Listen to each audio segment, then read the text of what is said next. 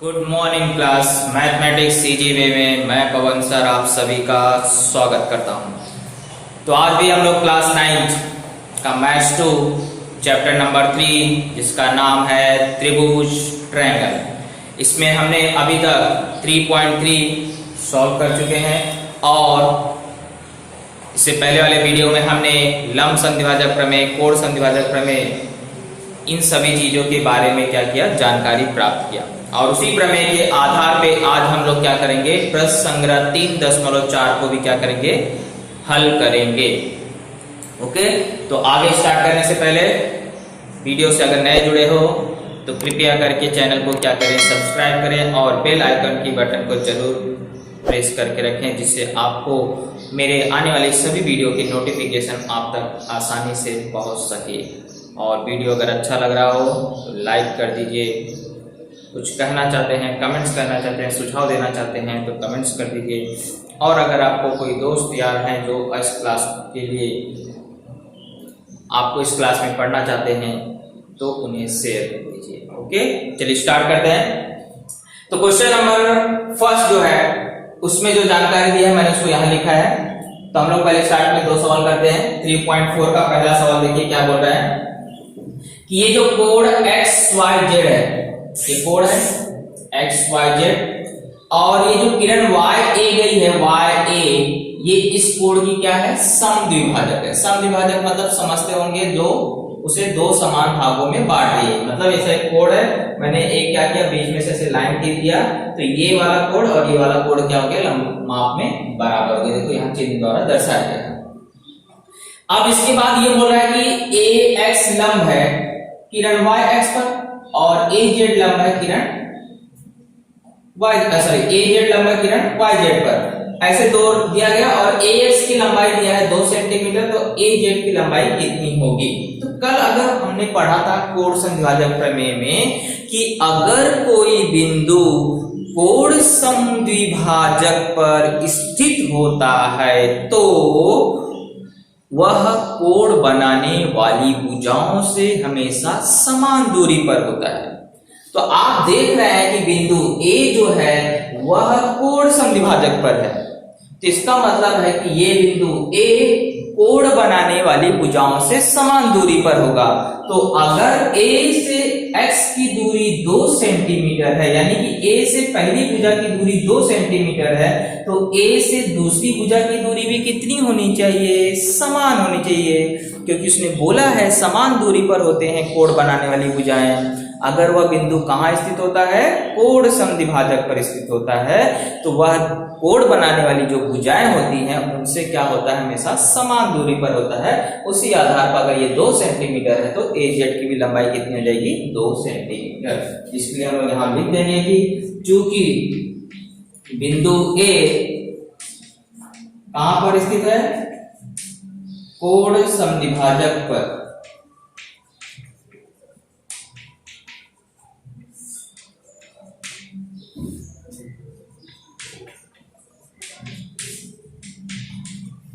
कोण समद्विभाजक पर स्थित है, इसलिए हम लोग बता देंगे कि कोण समद्विभाजक से अगर AX की दूरी 2 है तो AZ की भी दूरी कितनी होगी, 2 होगी।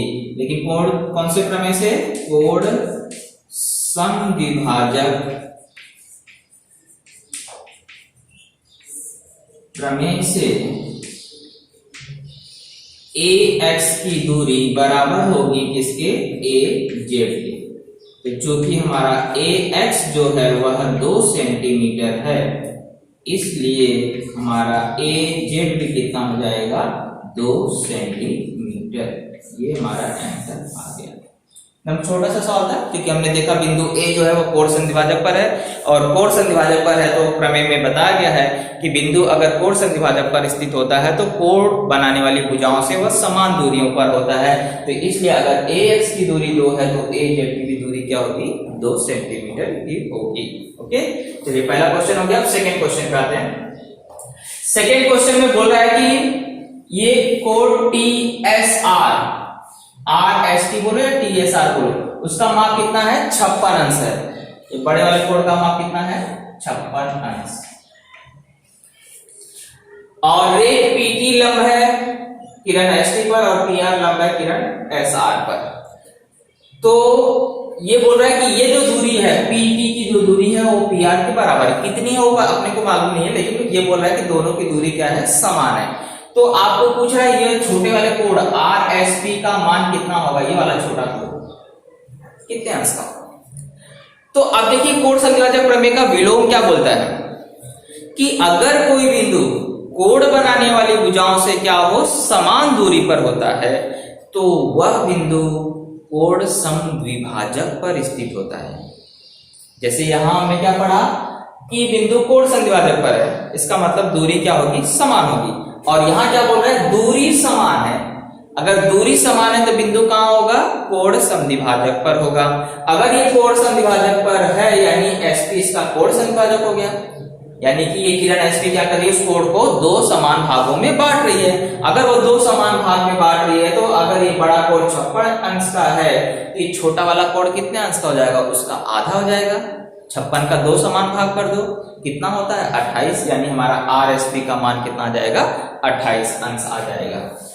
तो सवाल ये भी बहुत सिंपल है। तो हम लोग क्या बताएंगे कि रेख पी टी सर्वांशम है रेख पी आर के, ये दिया गया है। तो इसलिए जो बिंदु, कौन सा बिंदु, पी, बिंदु पी कोण, कौन से कोण के, आर एस टी के समद्विभाजक पर स्थित है। कोण आर एस टी के समद्विभाजक पर स्थित है। ये कहां बताया गया है, कोण समद्विभाजक प्रमेय के विलोम में।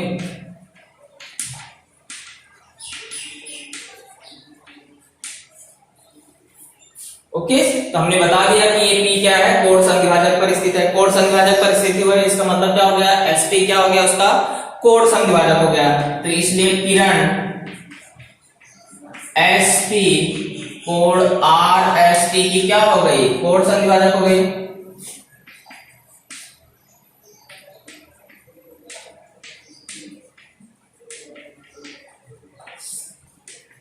और अगर ये कोण समद्विभाजक है यानी कि दोनों जो छोटे छोटे कोण हैं वो उसके क्या हो जाएंगे, आधे हो जाएंगे।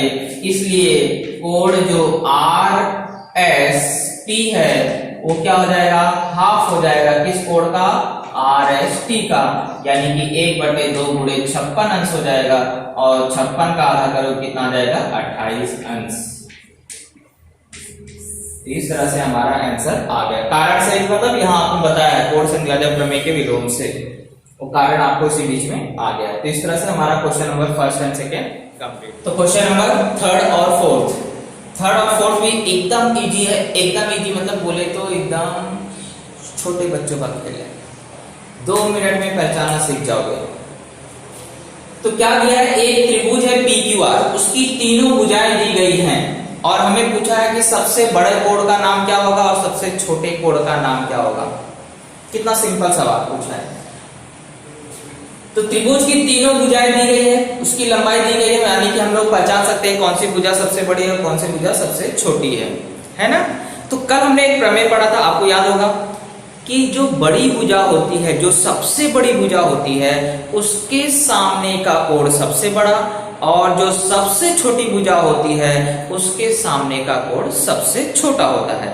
यही प्रमेय हमने पढ़ा है। इसी प्रमेय को हमें क्या करना है, यहाँ अप्लाई करना है और बता देना है कि कौन सी कोण सबसे बड़ा है और कौन सा कोण सबसे छोटा है। चलिए हम लोग आकृति से बना लेते हैं।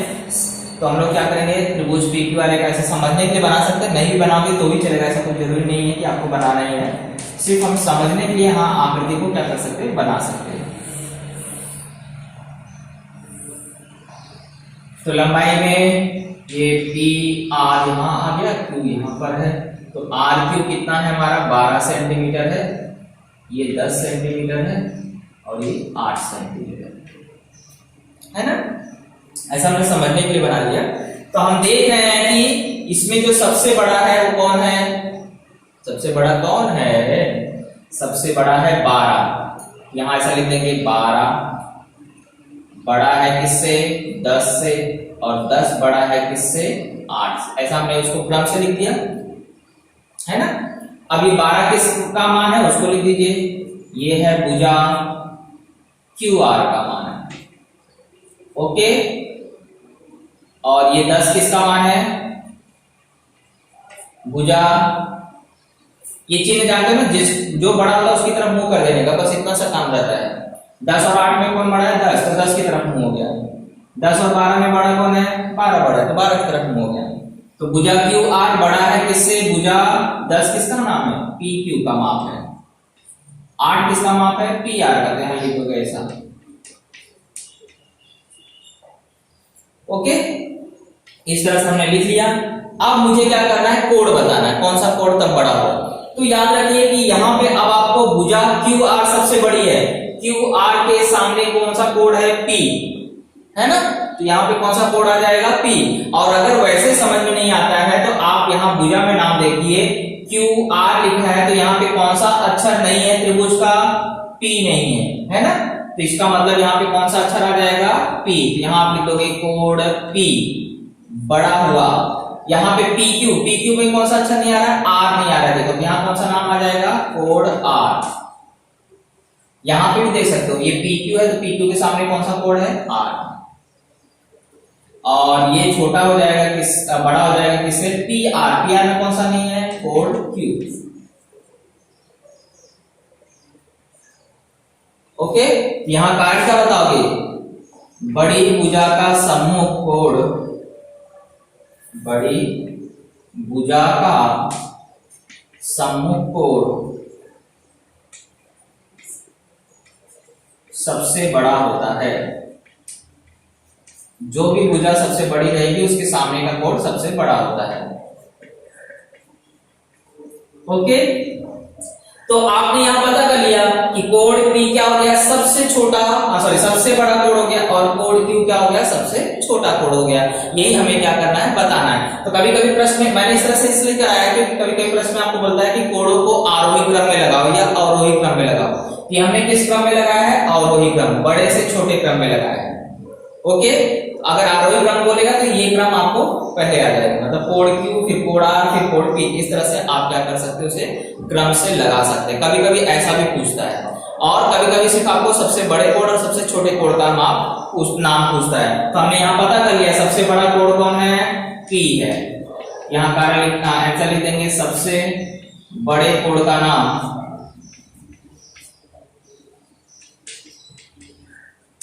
कौन है कोण P, और सबसे छोटे कोण का नाम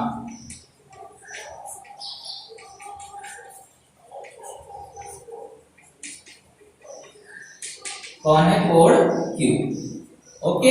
हमारा आंसर खत्म। एकदम सिंपल से तीनों भुजाएं दी रहेंगी, छोटा बड़ा कोण टच जाना है, कोई तकलीफ नहीं है। जो भुजा सबसे बड़ी है उसमें कौन सा अक्षर नहीं आ रहा देख लेने का, P, यानी P क्या हो गया सबसे बड़ा कोण हो गया, और सबसे छोटी भुजा कौन है PR में कौन सा नाम नहीं आ रहा है कोण Q नहीं आ रहा है, तो कोण Q क्या हो गया सबसे छोटा कोण हो गया। इस तरह से आप 2 लाइन में आंसर क्या कर सकते हैं खत्म कर सकते हैं। चलिए इस त्रिभुज में आते हैं। इस त्रिभुज में कोणों के माप दिए गए और इसके आधार पर पहचाना सबसे बड़ी भुजा कौन होगी और सबसे छोटी भुजा कौन होगी। लेकिन कोण तीनों के तीनों नहीं दिए हैं, क्योंकि हमें जब तक तीनों नहीं पता चलेगा तब तक कैसे बताओगे कौन सा कोण सबसे बड़ा है। इसका मतलब है कि जब त्रिभुज में 2 ही कोण दिए हो तो आपने तीसरे चैप्टर में ही पढ़ा है कि तीसरे कोण का मान कैसे निकाला जाता है। तो हम लोग क्या करेंगे, पहले त्रिभुज के तीसरे कोण का मान निकाल लेंगे। कोण F प्लस कोण A प्लस तीसरा कोण कौन है N, और तीनों का योगफल कितना होता है 180। हमने पढ़ा है त्रिभुज कोई भी रहने दो उसके कोणों का योगफल हमेशा कितना होगा 180 अंश। कारण क्या लिखोगे, त्रिभुज के अंतः कोण का योगफल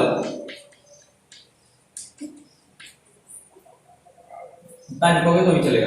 अब इसके मान रखिए, यहाँ 80, यहाँ 40, यहाँ पे कोण n बराबर 180। अब n का मान निकाला, पहले जरूर भाई भाई एक ही तरफ है, इनको जोड़ देते हैं, जोड़ने के लिए बोला है तो जोड़ देंगे। 80 और 40 कितना हो गया 120, कोण n ऐसे उतार दिया 180 को उधर लिख दिया।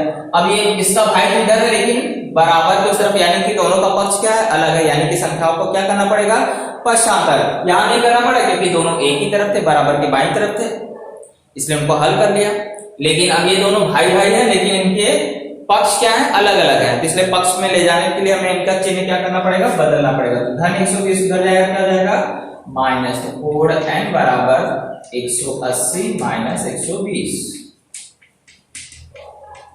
तो इस तरह से हमारे तीसरे कोण का भी मान आ चुका है। तीनों कोण मिल चुके हैं। अब हमें पता चल गया कौन सबसे बड़ा है। तो सबसे बड़ा कौन दिखाई दे रहा है, 80 है ना, उसके बाद 60, उसके बाद 40। इस तरह से हमने तीनों को क्या किया, क्रम से लिख लिया। अब 80 किसका माप है, वो भी लिख लीजिए। 80 किसका माप है, कोण F का है। यहां लिखो कोण F बड़ा हो गया। कोण 60 किसका माप है, N का, और ये बड़ा है किससे, कोण A से। ये तो कोणों के बारे में लिखा, लेकिन हमें पूछा है भुजाओं के बारे में। तो अब हम लोग आसानी से पहचान सकते हैं ना कि यहां अगर F आ गया तो बचा कौन, भुजा का नाम 2 अक्षर से लिखते हैं। 2 अक्षर बचे कि नहीं बचे, यहां 1 अक्षर लिखे हो तो बचे कितने अक्षर, 2 अक्षर। तो अगर आप F लिख चुके हैं तो बचा कौन, AN, यानी कि यहां पे कौन आएगा, भुजा AN। AN क्या हो गया, सबसे बड़ी भुजा हो गई। फिर यहां N लिखा है, N लिखा है तो बचा कौन, भुजा FA। और यहां A लिखा है, A लिखा है यानी कि बचा कौन, FN। कारण क्या लिखोगे, सबसे बड़े कोण की सम्मुख भुजा सबसे बड़ी होती है। सबसे बड़े कोण की सम्मुख भुजा सबसे बड़ी होती है। ये अगर आपको वहां से नहीं दिख रहा होगा तो आप यहां मैंने सेंटेंस बोला उसके हिसाब से आप लिख सकते हैं। सबसे बड़े कोण की सम्मुख भुजा सबसे बड़ी होती है। अब आप देखिए भुजा AN हमें पता चल गया सबसे बड़ा है, और भुजा FN क्या है, सबसे छोटा है। यहां हम आंसर में लिख देंगे सबसे बड़ी भुजा कौन है, AN, और सबसे छोटी भुजा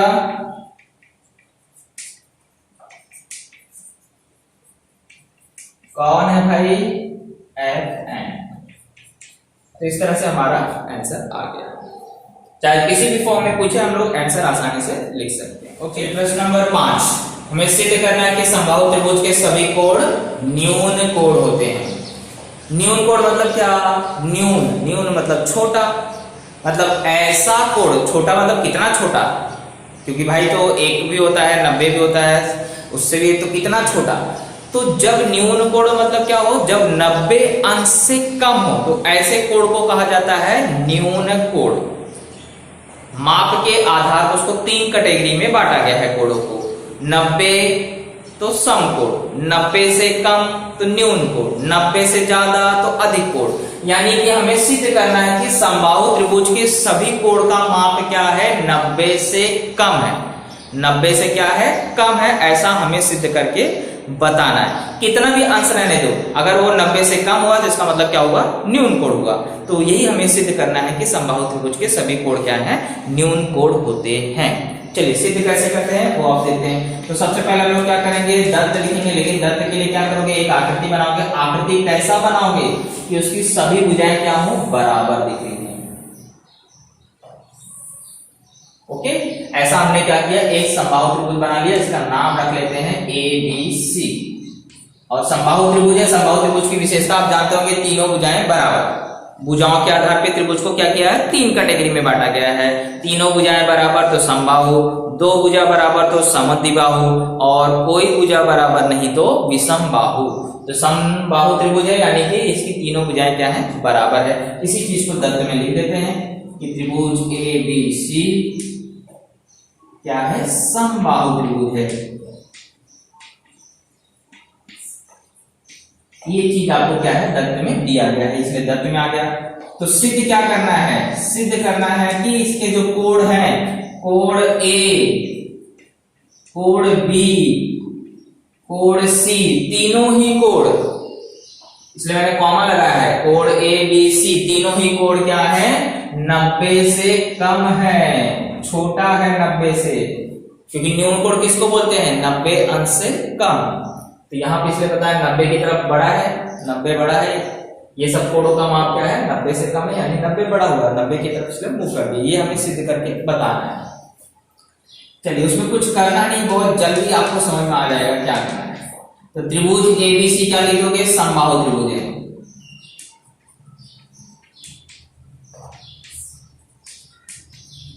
ये हमें दत्त में दिया गया है, समबाहु त्रिभुज है, इसका मतलब इसकी भुजाएं तीनों की तीनों क्या हो गई, बराबर। तो भुजा AB बराबर भुजा AC या BC बराबर भुजा AC, समबाहु त्रिभुज के गुणधर्म से।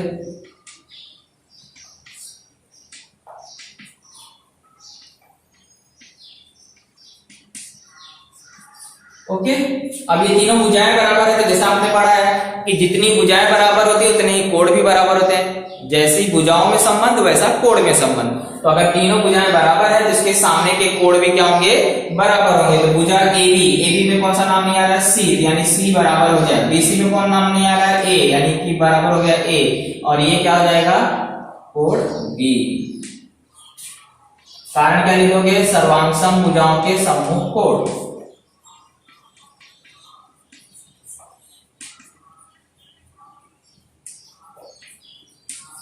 है ना।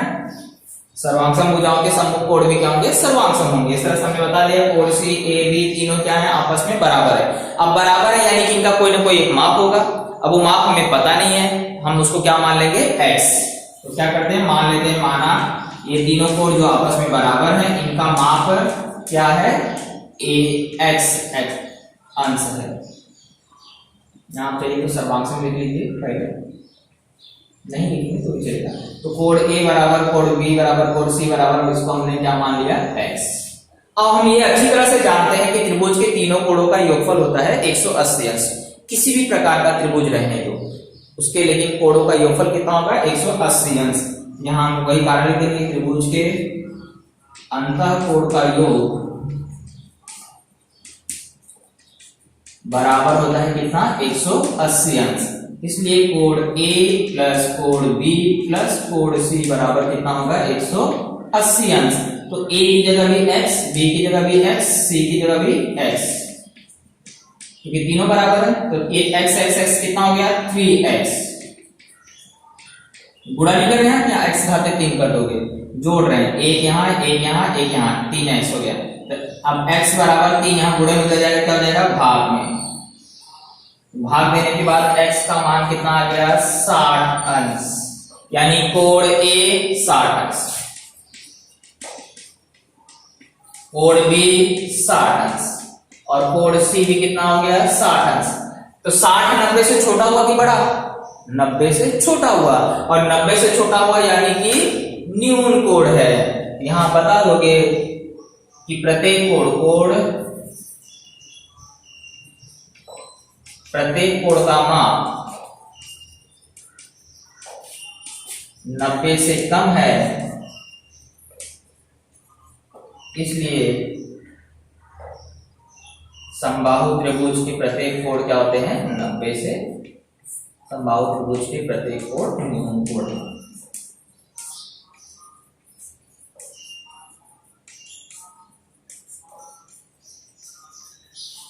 ये हमारा हुआ क्वेश्चन नंबर 5, लिख लीजिए।